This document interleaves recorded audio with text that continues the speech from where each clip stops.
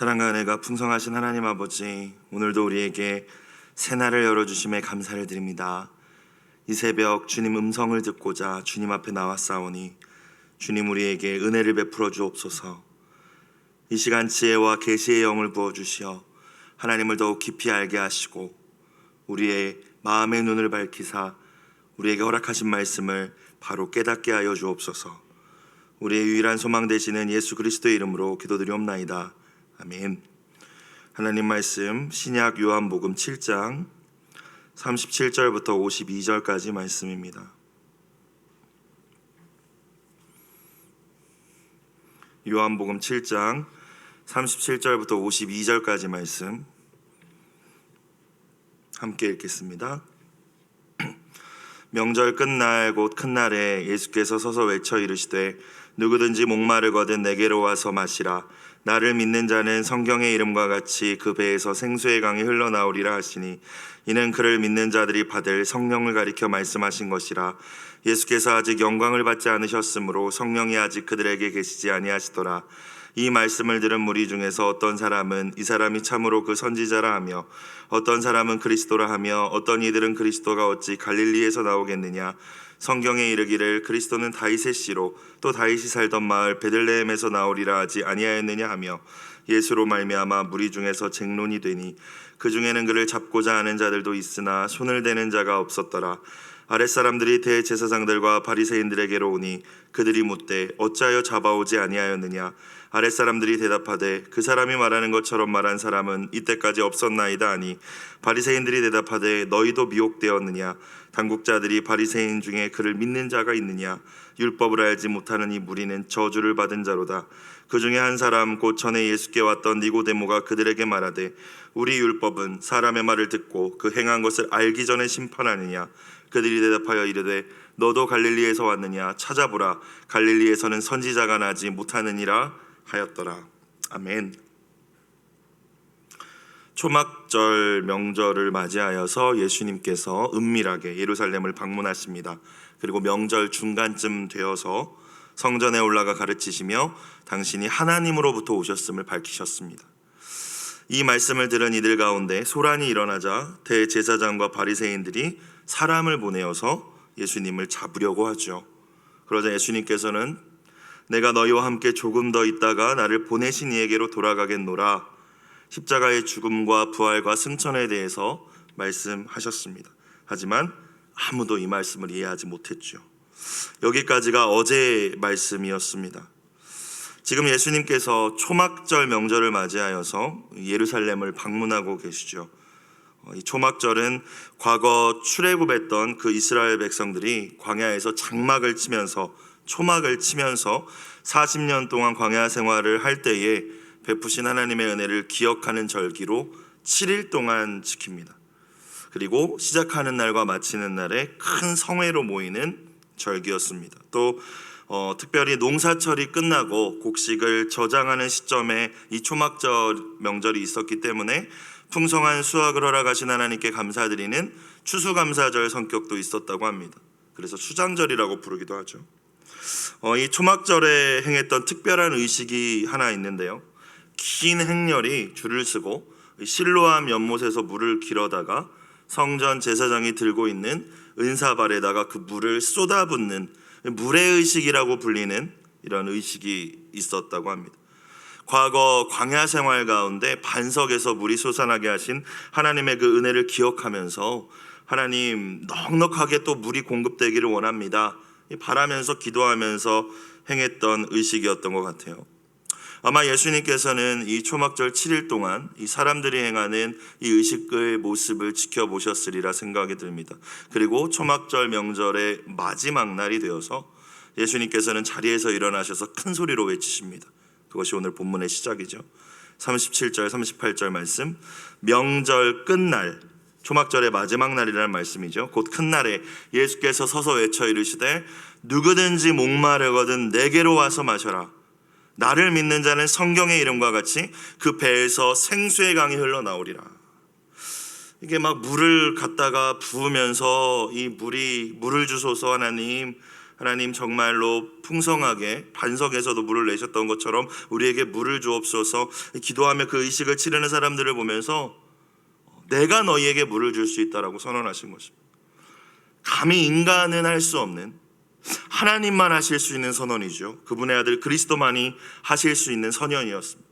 목마르냐? 물이 필요하냐? 나에게로 와라. 내가 줄게.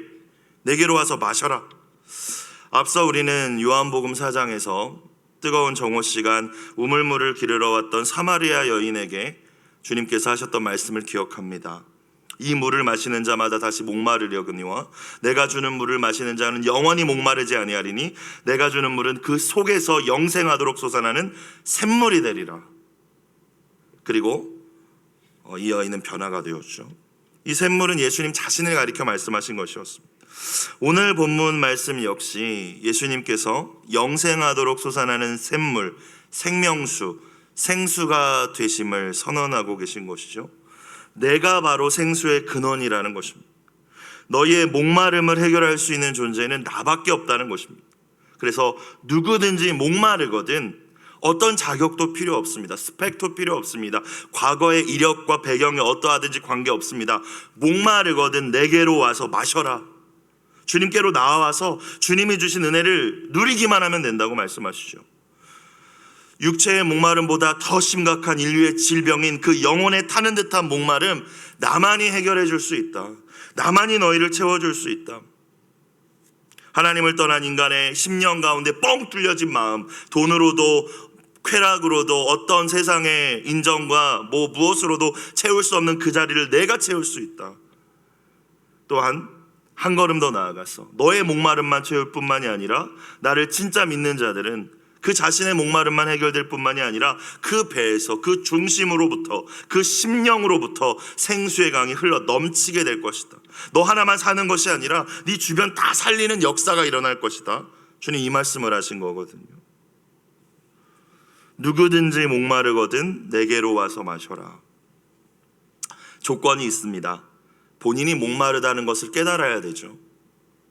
본인의 힘으로 나의 목마름을 채울 수 없음을, 완전한 절망을 경험해야 합니다. 주님이 주시는 생수의 은혜를 경험하기 위해서 이 내가 목마른 자임을 깨닫지 못한다면 주님께로 나아갈 수 없겠죠. 그래서 부자가 천국에 들어가기 어려운 이유는 돈이 많아서가 아니라 그만큼 목마름을 느끼기가 어렵기 때문에 주님이 그렇게 말씀하신 것입니다. 부족한 게 없는데요. 그래서 주님은 심령이 가난한 자가 복이 있다고 말씀하시고 의에 줄이고 목마른 자가 복이 있다. 왜? 주님께로 나아갈 것이기 때문에. 주님이 부어주시는 진짜 만족과 기쁨을 경험할 수 있는 자들은 내가 목마른 자임을 깨닫는 자들이기 때문입니다. 세상 그 어떤 것으로도 내 목마름 채울 수 없구나, 이게 아니구나 깨닫는 사람, 우리가 익히 잘 알고 있는 찬양의 가사처럼 사람을 보며 세상을 봐도 만족함이 없구나 깨달은 사람, 그 사람이 주님께로 나아갈 수 있습니다. 그리고 목마름을 깨닫고 내가 채울 수 없다라는 것을 깨달았다면 주님께 나아가는 것이죠. 이 두 가지입니다. 두 가지. 내가 목마름을 채울 수 없는 존재구나, 갈급하다 깨달은 존재, 그리고 주님께로 나아가는 이 두 가지만 있으면 주님이 부어주시는 진짜 영원히 목마르지 않는 그 샘물, 나뿐만이 아니라 모든 내 주변의 모든 이웃과 나아가서 내 공동체와 다 살릴 수 있는 그 생수를 주시겠다 주님이 약속하신 것이죠. 특별히 주님께서는 이것이 예언의 성취임을 말씀하시죠. 그래서 38절에 성경의 이름과 같이, 성경에 이미 기록되어 온 것과 같이라는 말씀입니다. 내가 너희에게 물을 넘치도록 주어서 생수의 강이 흘러 넘친다는 이 말은 내 생각이 아니라 이미 성경에, 이미 구약의 예언에 되어 있는 말씀이라는 것이죠.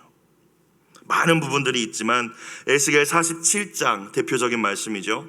성전 문지방에서 흘러 넘치기 시작한 물이 발목을 적시고 무릎까지 오고 허리로 올라가고 나중에는 건너지 못할 강이 된 환상을 에스겔이 바라봅니다. 그 예언의, 그 환상의 성취다. 스가랴 14장 8절, 그날의 생수가 예루살렘에서 솟아나서 절반은 동해로 절반은 서해로 흐를 것이라 여름에도 겨울에도 그러하리라. 예루살렘으로부터, 성소로부터 생수가 솟아나서 큰 강을 이룰 것이다. 예수님께서 곧 자신이 하나님이시며 또한 성전이심을 선언하신 것이죠. 그리고 이 예언이 성취되었다, 나로 성취된 것이다. 지금 초막절에 모인, 어떻게 보면 조금 우스운 의식을 하고 있는 그 사람들 앞에서 선언하신 것입니다. 성전 대신 예수님으로부터 흘러나오는 그 생수만이 영혼의 목마름을 해결해 줄 수 있음을 말씀하신 것입니다. 요한복음의 저자 요한은 이 예수님께서 말씀하신 생수가 예수님 자신이며 동시에 믿는 자들이 받을 성령임을 소개하고 있죠. 39절, 이는 그를 믿는 자들이 받을 성령을 가리켜 말씀하신 것이라. 예수께서 아직 영광을 받지 않으셨으므로 성령이 아직 그들에게 계시지 아니하시더라. 영광을 받지 않으셨으므로, 아직 십자가와 부활과 승천이 아직 이루어지지 않았을 때이기 때문에 보혜사 성령님이 그들에게 계시지 않은 상황이었습니다. 그러나 우리가 이미 알고 있듯이 예수님께서 승천하신 이후에 오순절 마가의 다락방의 성령 강림 이후로 우리는 성령의 시대를 살고 있고, 39절의 말씀과 같이 모든 믿는 자들에게는 하나님의 거룩한 영, 예수님의 영이신 성령님이 내주하여 계시는 줄로 믿습니다. 이것이 우리가 믿는 것이죠. 그렇다면 이 말씀을 따라 보면 우리가 예수님을 믿는 이들로 예수님을 영접하였고 예수님을 믿는 자들이기 때문에 이미 성령님을 받았다는 겁니다. 이미 영이신 예수님이 우리 안에 계신다는 거예요. 이미 우리를 영원히 목마르지 않게 하시는 그 영원한 생명수가 우리 안에 있다라는 것이죠. 그 주님께서 세상이 줄 수 없는 기쁨과 평강과 만족함을 주시고 우리의 영혼의 목마름을 완전히 해결해 주신다라고 이미 말씀하셨습니다. 그리고 그 성령님께 완전히 사로잡힐 때, 다른 표현으로 성령 충만함을 우리가 날마다 받을 때 우리의 선한 영향력이, 주님의 그 빛 되신 영향력이 주변으로 흘러넘치게 될 것이다. 생수의 강이 너의 배로부터 흘러나올 것이다. 네 가정을 변화시킬 것이고 너의 공동체를 변화시킬 것이다. 너만 사는 것이 아니라 네 주변을 살릴 것이다. 빛과 소금의 삶, 증인의 삶, 성령님으로 가능하다라고 주님이 말씀하신 것입니다.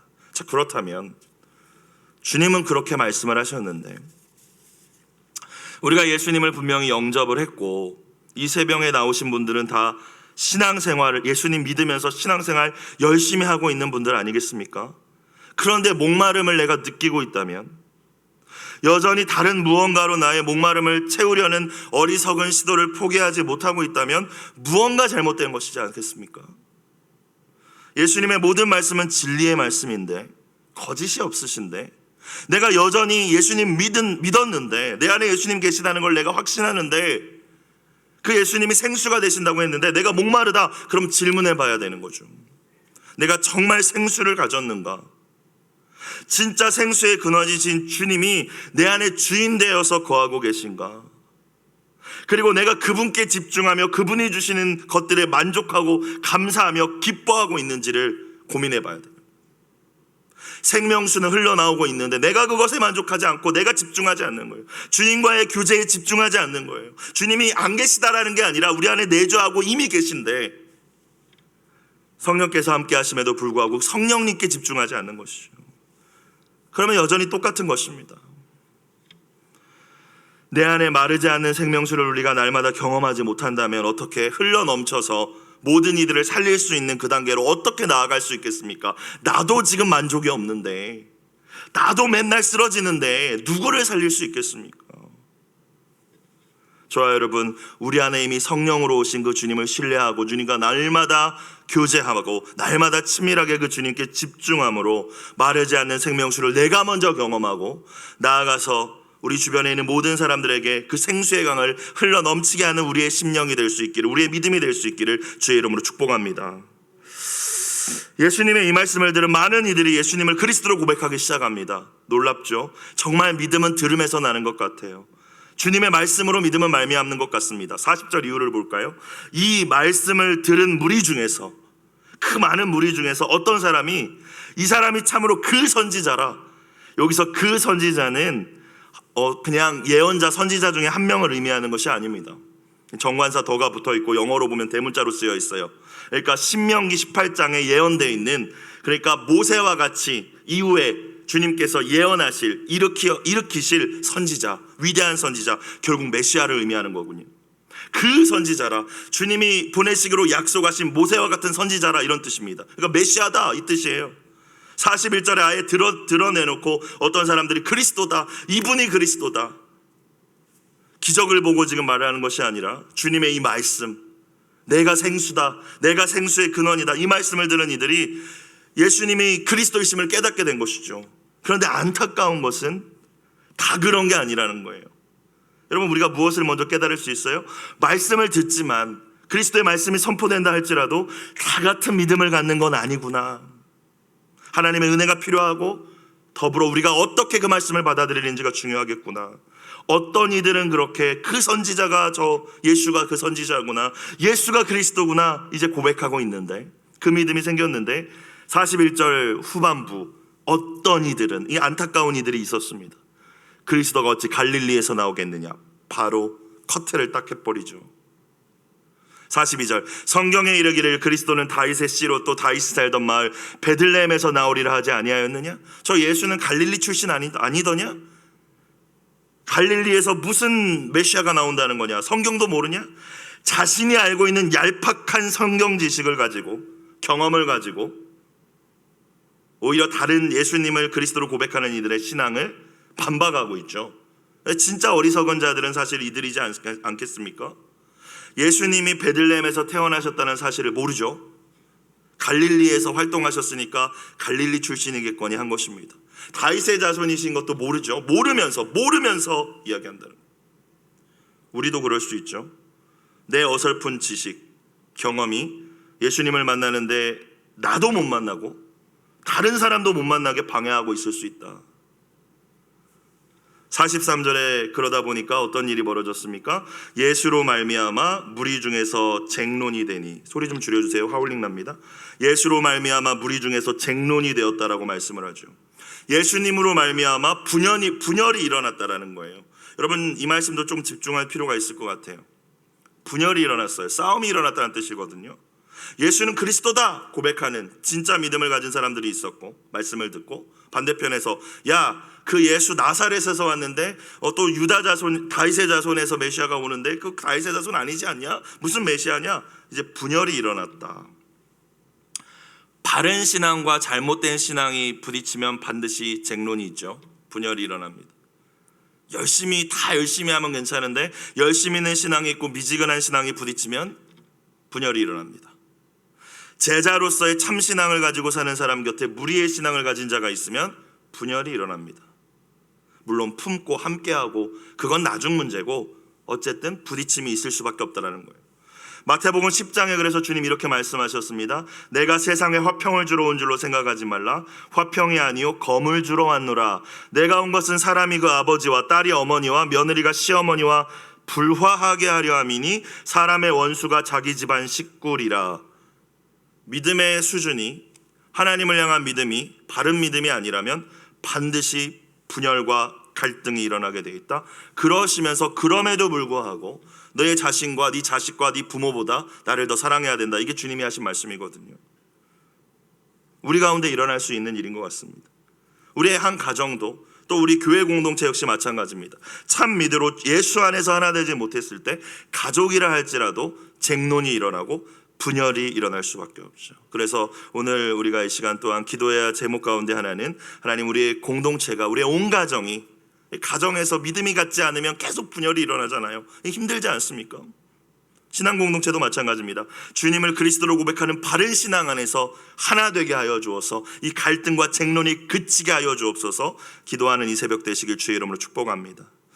44절 그 중에는 그를 잡고자 하는 자들도 있으나 손을 대는 자가 없었더라. 이제 쟁론이 격화되는 가운데 또 어떤 한편에서는 예수님을 가리켜서 사기꾼이다, 신성 모독자다 하면서 이제 잡으려고 하는 사람들도 있었던 것 같습니다. 그러나 손을 대는 자가 없었다는 것은 하나님이 허락하시지 않았다라는 것을 의미합니다. 왜냐하면 아직 예수님의 십자가의 때, 하나님이 정하신 그 때가 이르지 않았기 때문이죠. 우리는 하나님의 주권을 발견할 수 있습니다. 하나님이 허락하시지 않으시면 참새 한 마리도 땅에 그냥 떨어지는 법이 없다라고 말씀하셨어요. 반대로 돌려서 생각하면, 그런데 주님의 주권 아래에서 모든 일이 허락되는 것이고 감히 예수님께 손을 대는 자가 될 수 없었음에도 불구하고 이후에는 예수님이 사람들에게 잡히시고 고난을 당하시고 십자가에 찢겨 죽으시죠. 아버지 하나님이 그러면 그것을 허락하셨다라는 사실을 우리는 다시 한번 또 깨닫게 됩니다. 나를 위하여서. 주님이 허락하시지 않으면 손댈 자가 없고, 주님이 허락하셨을 때 일어나는 일이라고 생각을 한다면 우리는 다시 한번 그 은혜를 기억할 수 있죠. 나아가서 사탄막이 우는 사자와 같이 오늘도 성도님들을 삼키려고 하는 그 사탄의 공격이 있지만 하나님이 허락하시지 않는다면 손댈 수 없구나, 우리가 또 깨달을 수 있을 것입니다. 우리가 해야 될 일은 늘 겸손함으로 하나님의 은혜를 구하며 마귀에게 틈을 주지 않는 것인 줄로 믿습니다. 자, 45절 이후에 이제 종교 지도자들의 모습이 등장합니다. 예수님에 대한 사리가 가득한, 시기와 분노가 가득한, 그래서 어제 말씀에서 아랫사람들, 성정 경비대로 보여지는 사람들을 보내어서 예수 잡아오라고 했던 이 대제사장과 바리새인들이 등장하죠. 45절, 아랫사람들이 대제사장들과 바리새인들에게로 오니 그들이 묻되 어찌하여 잡아오지 아니하였느냐. 그냥 온 거예요. 가서 예수님 앞에서 예수님 말씀 듣다가 그 말씀의 권위 앞에 무너진 것입니다. 그래서 46절을 보니까 이 아랫사람들이 어떻게 대답합니까? 그 사람이 말하는 것처럼 말한 사람은 이때까지 없었나이다. 이들이 지금 예수님을 메시아로 고백하는 믿음을 갖게 된 것까지는 우리가 알 수 없지만 주님의 말씀의 권위 앞에 감히 손댈 수 없었음을 이야기하는 것이죠.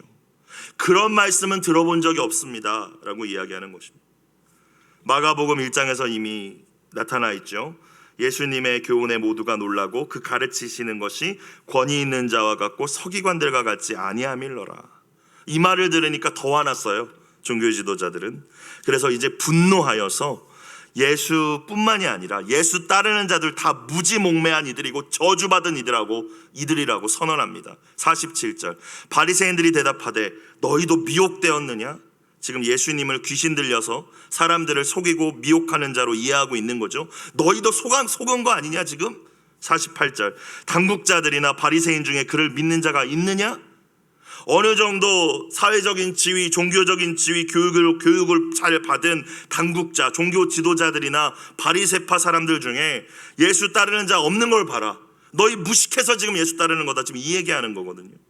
그러면서 49절, 율법을 알지 못하는 이 무리는 저주를 받은 자로다. 니네가 그 사기꾼에게 속는 것은, 자꾸 미혹되는 것은 니네가 진짜 하나님의 말씀을 모르기 때문이다. 이 저주받은 자들아. 지금 막 화가 난 거예요. 잡아오라 하는데 잡아오지도 않고 보낸 놈들까지 지금 그 말씀에 지금 현혹됐다고 생각하니까 화가 나서. 근데 사실 자신들의 안에 있는 그 욕심 때문에 지금 화내고 있는 거거든요. 재밌는 것은 율법을 알지 못한 이 무리는 저주를 받은 자로라 그들이 얘기했지만 사실 진짜 율법을 모르는 이들은, 율법의 완성으로 오신 예수님을 알아보지 못한 이들이었습니다. 진짜 저주받은 이들은 지금 이 이야기를 하고 있는 이 종교 지도자들이었죠. 50절, 니고데모가 등장합니다. 그 중에 한 사람, 곧 전에 예수께 왔던 니고데모가 그들에게 말하되 우리 율법은 사람의 말을 듣고 그 행한 것을 알기 전에 심판하느냐? 라고 반박하죠. 대단한 용기라고 생각을 합니다. 산헤드린 공회에 몇백 명이 되는 종교 지도자들과 바리새파 사람들이 모인 자리에서 앞으로 나아가서 이야기한 것이죠. 너희 말 잘못됐다. 예수라는 사람 그렇게 너희가 생각하는 사람 아니지 않느냐? 우리 율법은 사람 이렇게 함부로 판단하라고 말씀하냐? 니네가 율법을 지금 제대로 모르는 거 아니냐? 니고데모가 이렇게 이야기합니다. 그 자리에 있던 다른 종교 지도자들과 바리새인들과 다르게 니고데모의 믿음의 눈이 어느 정도 열려 있음을 우리가 알 수 있죠. 예수님 편에 섰잖아요. 이거 어마어마한 용기이지 않겠습니까? 니고데모는 우리가 이미 알고 있듯이 요한복음 3장에서 영혼의 목마름을 가지고, 거듭남의 문제를 가지고 예수님을 찾아가서 겸손하게 묻고 들은 적이 있었습니다. 그리고 그 가운데서 예수님이 하나님께서 보내신 자임을 또 고백하는 장면도 있었어요. 다른 종교 지도자들과 달랐다는 것입니다. 목마른 자들로 주님께 나아간 적이 있었다라는 거예요. 그렇기 때문에 이 자리에서도 어떻게 보면은 주님이 그리스도라고 고백한 것은 아니지만 주님 편에 설 수 있었다는 것이죠. 52절에 그러니까 다시 대답합니다. 종교 지도자들이. 그들이 대답하여 이르되 너도 갈릴리에서 왔느냐? 비아냥거리면서 이야기하는 거죠. 너도 저 예수라는 사람의 추종자냐? 갈릴리에서는 선지자가 나지 못한다 이야기합니다. 이 말마저도 저들이 성경에 얼마나 무지한지를 드러내는 말이었는데, 사실 요나 선지자도 그렇고 구약의 나훔 선지자 다 갈릴리 출신이었거든요. 근데 지금 자신들이 화가 나고 지금 뭔가 자기들 맘대로 안 되니까 막 자신들의 무지, 오히려 자신들이 그렇게 소중하게 여긴다는 율법을 자신들이 지키지 못하는 그런 모습들을 보이고 있었던 것입니다. 오늘 말씀을 쭉 보면서 여러분, 가장 불쌍한 사람이 누구겠습니까? 사실 겉으로 볼 때는 가장 사람들 눈으로 성공한 사람이 지금 이 종교 지도자들이죠. 바리새파 사람들, 다 우러러보고 사람들이 볼 때 정말 신앙생활 잘한다라고 생각하는 사람들입니다. 권력도 가지고 어느 정도의 부와 명예도 가진 사람들이죠. 그런데 사실 믿음의 눈을 열어서 영적인 눈으로 볼 때 가장 불쌍한 자들입니다. 어떻게 보면 저주받은 자들이죠. 자신들의 영적 소경인 줄을 깨닫지 못하고 자신들이 영혼의 목마름이 있다는 사실마저 부정하려고 했던 사람들입니다. 니고데모를 제외하고는. 예수님이 앞서 누구든지 목마른 자는 내게로 와서 마시라 했지만 우리는 목마르지 않아, 우리는 네가 필요하지 않아 라고 말하면서 이 은혜를 거절했죠. 오히려 그렇기 때문에 이방인과 세리와 창녀, 죄인들은 자신들의 목마름을 깨닫고 주님께 나아가 그 주님 주시는 생수를 마시고 참 자유를 얻게 되었지만 이들은 그러지 못했던 것이죠. 주님은 건강한 자에게 의사가 쓸데없고 병든 자에게 쓸데있다 말씀하셨습니다. 영적으로 병든 자들을 위해 우리 주님이 오셨다라는 거예요. 그런데 사실 주님 앞에선 다 병든 자죠.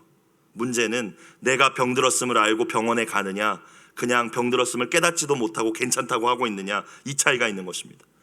바리새인들은 내가 영적으로 병들지 않았다고 생각했어요. 난 완벽해, 나 정도 성경 지식을 가지고 있으면 내가 무슨 영적으로 병이 들겠어. 여러분, 이 마음이 있으면 절대로 예수님이 고치실 수가 없습니다. 그 교만함 때문에 이들은 결국 예수님을 경험하지 못했고 또 주님이 주시는 생수를 맛볼 수 없었어요. 우리는 과거의 어느 시점에 받은 은혜로 평생을 사는 것이 아닙니다. 구원받은 자의 삶을 살아내기 위해서, 증인의 삶을 살아내기 위해서는 매일 주님이 주시는 생명수와 같은 은혜가 필요한 줄로 믿습니다.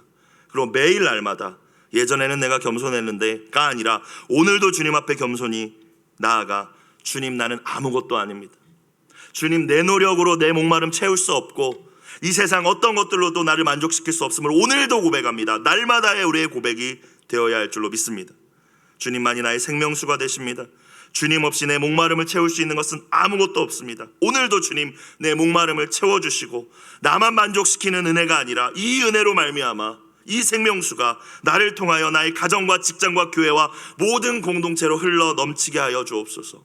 이 기도가 오늘 우리의 기도 또 우리의 삶이 되기를 주의 이름으로 축원합니다. 기도드리겠습니다. 사랑의 하나님, 목마른 저희에게도 이 아침 성령의 충만함을 허락하여 주옵소서. 어제의 은혜가 아니라 오늘 부어주시는 그 성령의 은혜를 또 경험하고 그것이 우리의 심령을 채우고 흘러넘치는 은혜가 이 한날 있게 하여 주옵소서. 더욱 주님과 생생하게 교제하는 이 한날이 되기를 원합니다. 주님, 은혜를 부어 주옵소서. 예물 드린 손길을 주님 기억하여 주시고 믿음으로 드린 기도에 주님께서 아름답게 또한 응답하여 주옵소서. 우리 영혼에 참 만족을 주시는 유일한 생명수 되시는 예수 그리스도의 이름으로 기도드리옵나이다. 아멘. 찬송가